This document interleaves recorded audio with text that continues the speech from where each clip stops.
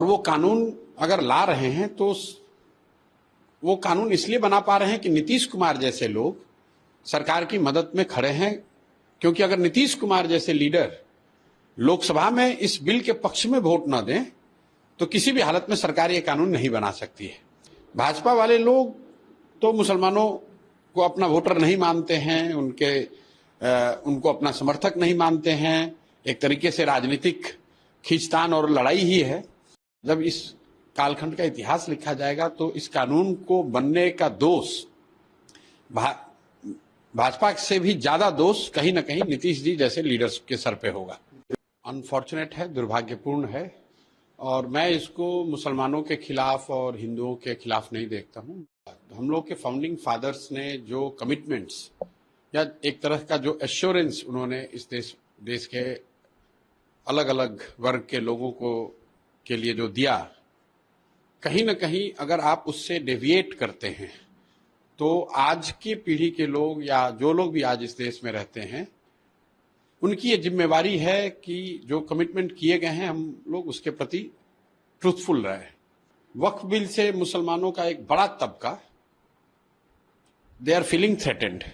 सरकार जल्दी में और कहीं ना कहीं पोलराइजेशन वाली जो पॉलिटिक्स है उसको ध्यान में रखकर उसके मद्देनजर इस कानून को बना रही है। बिल पर क्योंकि कई सारी पार्टियां विरोध कर रही है कि मुसलमानों के खिलाफ ये बिल है।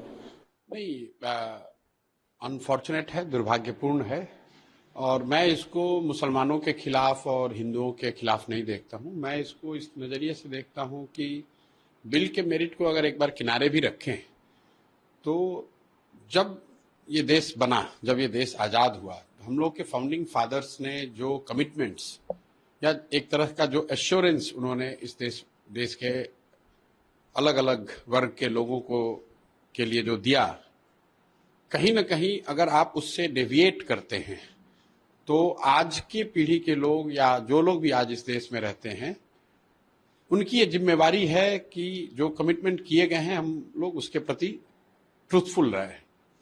अगर आप कोई चेंज कर रहे हैं, उससे कोई वर्ग प्रभावित होता है तो निश्चित तौर पर इस तरह के कानून बनाए जाने से पहले उन वर्गों को कॉन्फिडेंस में लिया जाना चाहिए। वक्फ बिल से मुसलमानों का एक बड़ा तबका दे आर फीलिंग थ्रेटेंड। तो मुझे लगता है कि सरकार जल्दी में और कहीं ना कहीं पोलराइजेशन वाली जो पॉलिटिक्स है उसको ध्यान में रखकर उसके मद्देनजर इस कानून को बना रही है। उनको वक्फ की जमीन से कितना मतलब है मैं नहीं जानता हूं, या वक्फ की संपत्ति या उसके कार्यकलापों से कितना मतलब है ये मैं नहीं जानता हूं। उनको इससे मतलब है कि ये हिंदू मुस्लिम होता रहे। दूसरी बात इसमें यह है कि सरकार अभी लोकसभा में उनको मेजॉरिटी नहीं है, और वो कानून अगर ला रहे हैं तो वो कानून इसलिए बना पा रहे हैं कि नीतीश कुमार जैसे लोग सरकार की मदद में खड़े हैं। क्योंकि अगर नीतीश कुमार जैसे लीडर लोकसभा में इस बिल के पक्ष में वोट न दें तो किसी भी हालत में सरकार ये कानून नहीं बना सकती है। भाजपा वाले लोग तो मुसलमानों को अपना वोटर नहीं मानते हैं, उनको अपना समर्थक नहीं मानते हैं। एक तरीके से राजनीतिक खींचतान और लड़ाई ही है।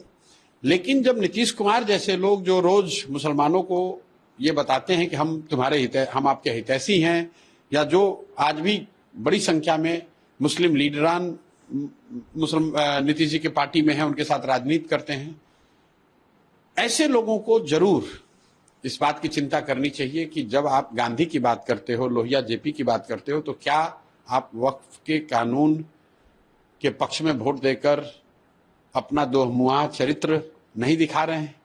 तो नीतीश जी जब इस कालखंड का इतिहास लिखा जाएगा तो इस कानून को बनने का दोष